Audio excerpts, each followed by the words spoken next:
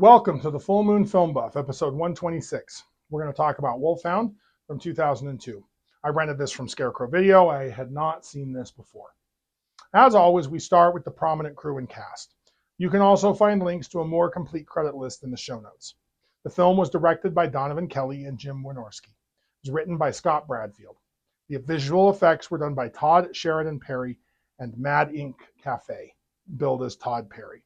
This film is Donovan Kelly's only directing credit, which makes me think that Jim Wynorski did much more of the directing. We first discussed him when we reviewed the 1995 remake of The Wasp Woman. Scott Bradfield is better known as an essayist, critic, and fiction writer. He had a short career as a screenwriter, but has done a lot more producing sports documentaries in the film industry. Now, when I looked into Todd Perry, I was shocked to see his impressive credit list. He's done a lot better work than was turned in here on this early career job. He's a traditional and CGI animator who has worked on films like Avengers: Age of Ultron, Doctor Strange, and Black Panther, or TV shows like For All Mankind. The cast includes Alan Scotty as Colum Kennedy, Jennifer Courtney as Stella Kennedy, Julie Cialini as Siobhan, and Brian Monahan as McCroth. Alan Scotty did a few TV shows and direct-to-video movies in the late 90s and early 2000s. Jennifer Courtney mostly did TV in the 2000s.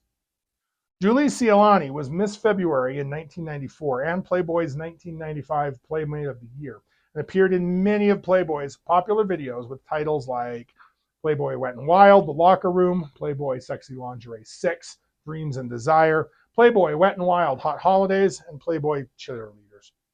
Julie attempted to transition to traditional acting.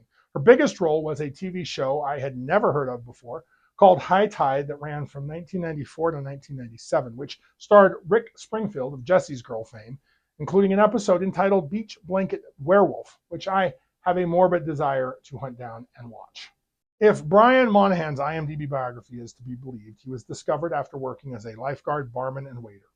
He had a short career as an actor, musician, and dancer before becoming a professional psychic.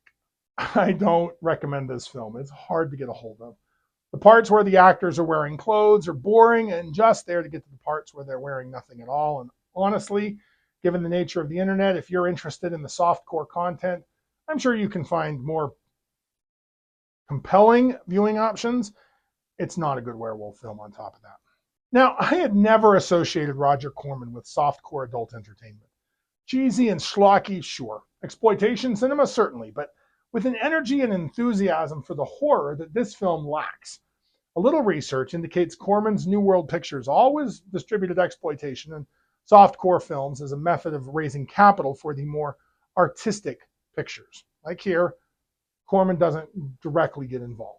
So let's cover the synopsis. This is going to use a lot of my spoilers graphic.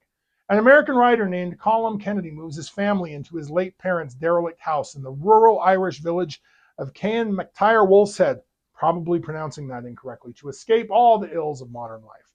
The place gives him extremely disjointed flashbacks and dreams. Colum and Stella have rough sex in the woods in broad daylight until Colum bites her neck. Just so you know, I am glossing over the random shots of wolfhounds running around the Irish countryside or the hallucinations of people having sex.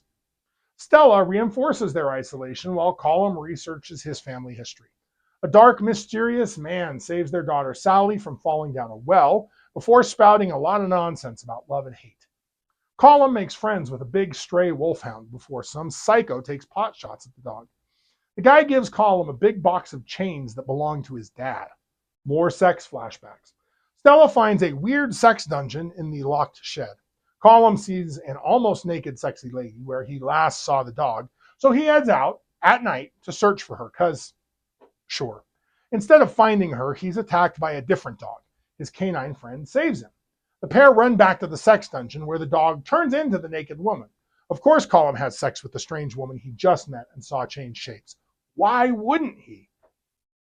Colum and Stella go out on a date to a pub. No one will tell Colum how his parents died. And they never do, by the way. The kid's babysitter tells the traumatic bedtime story about a fox and a rooster that ends with everyone dead.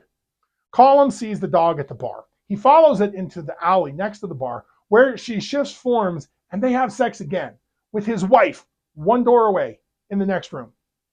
The dark and mysterious guy steps out and watches for a while. Then he goes back inside and hits on Stella. Moira finally gives him a name, McCroth.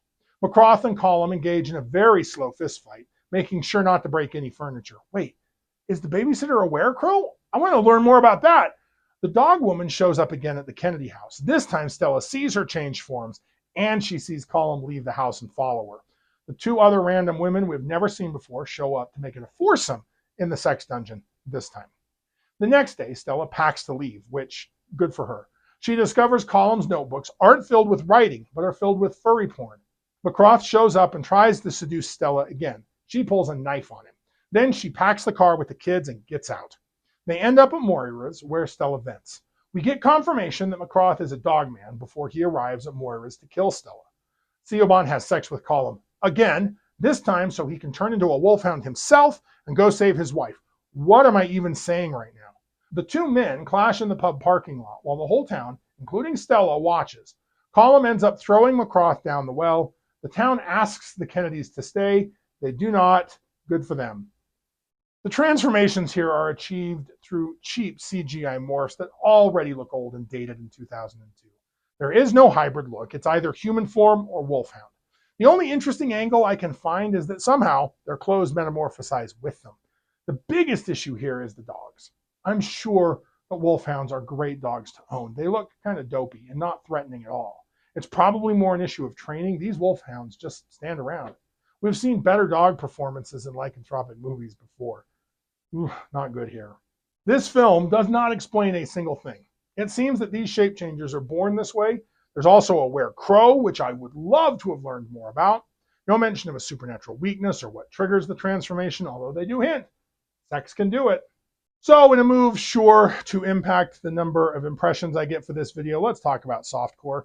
Softcore cinema emerged in the 60s as a distinct category between mainstream Hollywood and graphic adult content. These films featured erotic content that simulates but does not show explicit sexual acts. It typically features nudity and suggestive scenes while avoiding graphic details.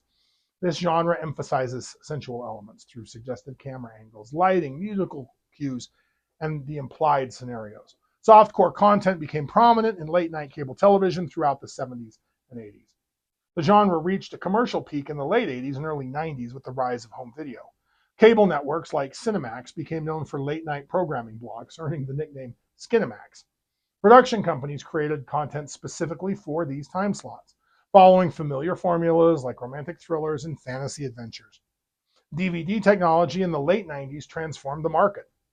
Direct-to-DVD releases became a primary distribution channel, leading to improved production values, but also market saturation. The rise of internet streaming has fundamentally altered adult-oriented entertainment. Traditional softcore productions have declined, replaced by online content. This shift mirrors broader changes in media consumption and distribution. The industry's evolution demonstrates how entertainment formats adapt to technological and social changes. These insights remain relevant to ongoing discussions about media classification, distribution methods, and audience expectations in the digital age, whether you're a fan of this kind of thing or not. So, if you like lycanthropes, like, share, and subscribe. Contribute your thoughts and additional observations in the comments below. Let me know what I missed or what you noticed. Next, I plan on discussing Wolves of Wall Street from 2002. No, not the Leonardo DiCaprio movie. Keep your eye on the moon, a silver bullet in the chamber, and we'll see you back next episode.